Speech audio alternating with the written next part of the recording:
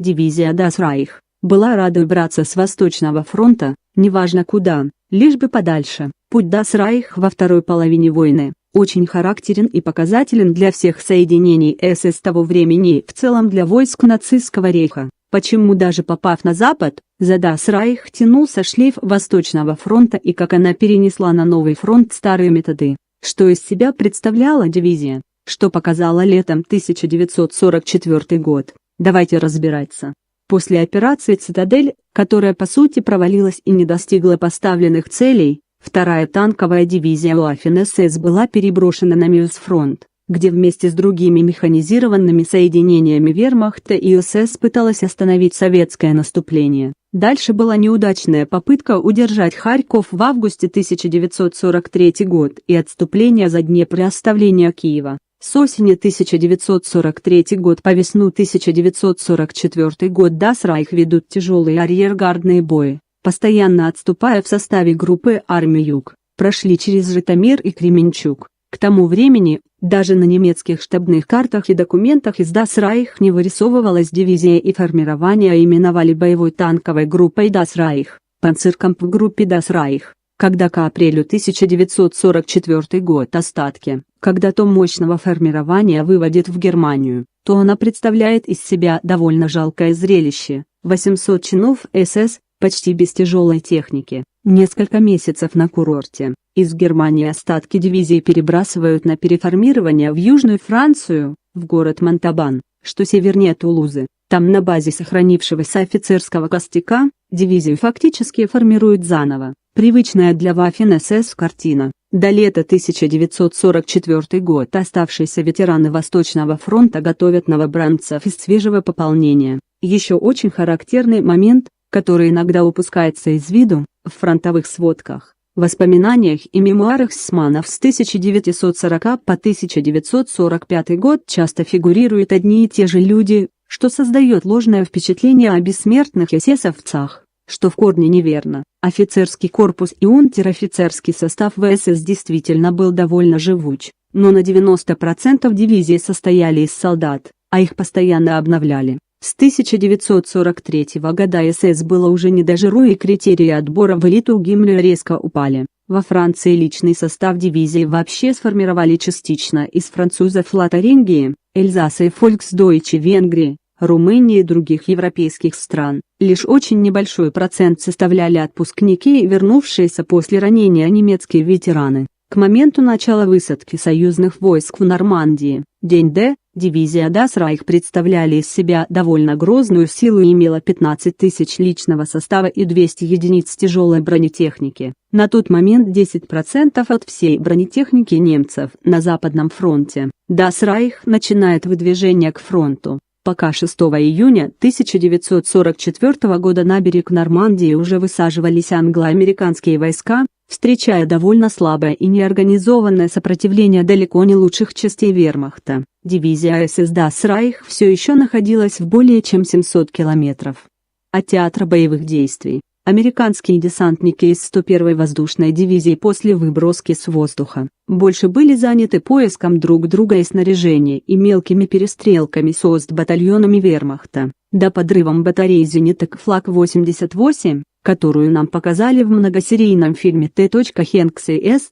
Спилберга «Братья по оружию» и до сих пор преподают в Академии Вест-Пойнт, чем борьбой с немецкими танками. Танков в первые часы высадки на побережье у немцев фактически не было. Пляжи на участках Юта и Омаха-Бич были фактически единственным местом, где американцы попали под сосредоточенный огонь. На Омахе неудачно отбомбилась авиация с корабельной артиллерией и не смогли подавить немецкие огневые точки в глубине и на пляже, а американцы запаниковали, утопили много танков, начав сгружать их прямо в воду. В американской пехоте и среди рейнджеров тоже было больше утонувших и нахлебавшихся воды, чем получивших боевые ранения. Реальность отличается от картинки, показанной С.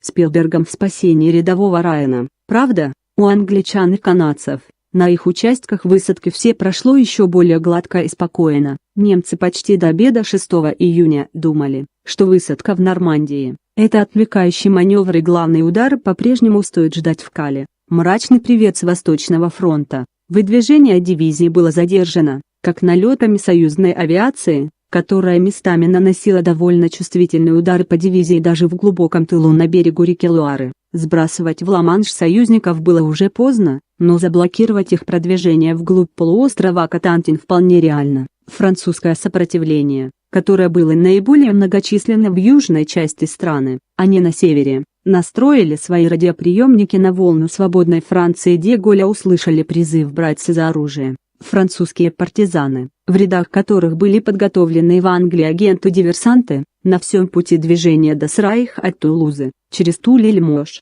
устраивали вылазки, тормозя продвижение эсэсовцев. Ожидание, что войска союзников скоро появятся на горизонте и можно наконец-то, в 4-й год оккупации безболезненно и храбро заняться отстрелом Бошей, не оправдались. Формально существовал приказ, который разрешал немцам не церемониться с повстанцами, но СС он и так был не нужен. На Восточном фронте они привыкли иметь дело с настоящим и суровым партизанским движением и неоднократно привлекались к войсковым и полицейским операциям в тылу. Привычки Восточного фронта также не выветрились у них из головы, когда на одной из дорог близ города Гэри, в округе Лимузен бойцами сопротивления был похищен офицер дивизии штурмбанфюрер СС Гельмут Кемпфе, то немцы использовали это как повод, чтобы заняться для себя привычным делом – карать. Говорят, когда они зашли в деревушки Ардур-Сюрглан, то они ошиблись, но мне кажется, что им было все равно, им было нужно просто провести акцию. Из-за акции в сожженном и разрушенном Ардуре весь мир узнал об облике солдат СС. Возможно, если бы не инцидент в этой деревне,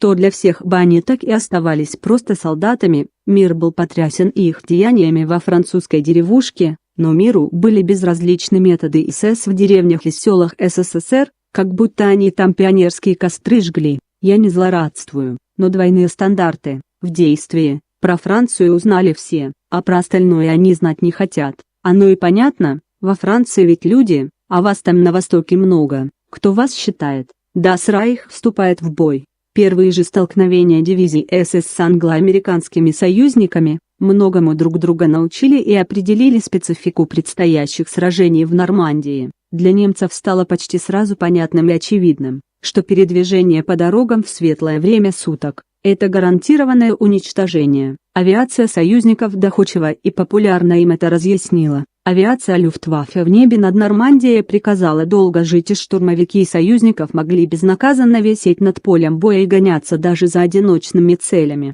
не говоря уже о крупных массах техники. Близость боевых действий к побережью давала возможность артиллерийским корректировщикам вызывать на немцев огонь мощной корабельной артиллерии. Только тщательная маскировка днем и совершение маршей по ночам могло снизить немецкие потери. Подавляющее преимущество союзников в артиллерии и авиации делало для немцев бессмысленным создание сплошного фронта, который был бы прорван и сметен ураганом сосредоточенного огня. Здесь им очень пригодился опыт и тактика Восточного фронта 1943-1944 год Г, когда, ведя арьергардные бои при отступлении, немцы оставляли небольшие заслоны, боевые ударные группы и создавали узлы обороны. Тактика ударил и отступил, перегруппировал силы и снова ударил. Как нельзя кстати подходила к реалиям боевых действий в Нормандии и ландшафту местности, где обилие мелких городов, деревушек и зарослей бокажа позволяли реализовывать такую тактику англо-американским войскам, а особенно их танкистами. В свою очередь, если они хотели выжить, пришлось считаться с немецкими танками и мастерством немецких танкистов. Никогда до этого союзники еще не сталкивались на поле боя с таким массированным применением немцами тяжелой бронетехники высокого качества. Ударить единым кулаком Das Reichу было не суждено. Дивизию разделили на боевые группы. Необходимость быть одновременно везде и сразу вынудила командование вермахта дробить соединения на танковые полки, а полки на батальоны, роты и взводы, придавая их в качестве усиления. Так, что картина, когда танки СС атаковали при пехотной поддержке десантников из парашютных частей Геринга, была довольно обыденной. Англо-канадские войска со своего плацдарма проводили операцию Эпсом и рвались к Кану и реке Орн, а американские войска рвались к стратегически важному порту Шербур, который давал возможность им перебрасывать подкрепления на континент напрямую из США. Большая часть дивизии Das Reich действовала именно на американском направлении и смогла задержать продвижение американцев, провести ряд контратак и нанести ряд чувствительных ударов. Если в Das Reich в основном была укомплектована танками ТИФ и Пантера, то неплохо с Тиграми дело обстояли у дивизий СС Лейбштандарт и Гитлерюгент, самая молодая дивизия СС, которые кошмарили англичан и канадцев на подступах к Канну и в самом городе. Из танкового батальона полка Дерфюрер и батальона Дайчланд была сформирована боевая группа и придана второй танковой дивизии Вермахта, которая вела бой в районе Вилли-Бакажо и Канна. Танки Das Reich внесли весомый вклад в большие потери, понесенные британскими войсками в районе Канна, хотя основную работу там делали молодые фанатики из 12-й танковой дивизии СС Гитлерюгент. В бою у Виллер-Бакаш получил известность танковый ас Михаэль Витман из 1-й танковой дивизии СС Лейбштандарт. Два батальона действовали против американских войск в районе городка Карентан и поддерживали части 2-го парашютно-стрелкового корпуса Люфтваффе. В районе города Синтени жгли технику и трепали американцам нервы два танковых командира дивизии Das Reich, Фриц Ланганке, который командовал 7-й ротой средних танков ТИФ, и Эрнст Баркман, командовавший 4-й ротой Пантер. С 4 по 9 июля они и их роты смогли записать на свой счет более 50 Шерманов из 3-й бронетанковой дивизии США. На фоне успехов немецких танкистов у союзников развился неиллюзорный страх перед бронетехникой противника, а опасения столкнуться на поле боя с тиграми переросли тигробоязнь и даже вынудили Бернарда Монтгомери попросить ограничить упоминание немецких тигров в армейских сводках, чтобы лишний раз не нервировать солдат. Также известно о так называемом правиле большого пальца, фронтовой закономерности, которая гласила, что исходя из практики, нужно 5 танков, чтобы уничтожить «Тигр». Даже при этом уцелеть имеет шансы только один из 5 союзных танков. Правда это или фронтовой фольклор, не знаю, но танкистам, думаю, виднее. Несколько выручали модификация Шермана с длинноствольным 17-фунтовым орудием Калп 76,2 мм. Шерман Феррифлы, Шерман-светлячок, которые, действуя скрытно из засад, имели хотя бы какие-то шансы успешно поразить тяжелые немецкие машины. Между Лелоре и Сен-Ло Пантера Эрнста Баркмана расстреляла целую колонну американской техники, бензовозы и 14 Шерманов. Только расстреляв все снаряды и после того, как американцы вызвали на его Пантеру штурмовики, он, получив повреждения, смог своим ходом покинуть поле боя, сжег бензовозы и подбил 9 Шерманов.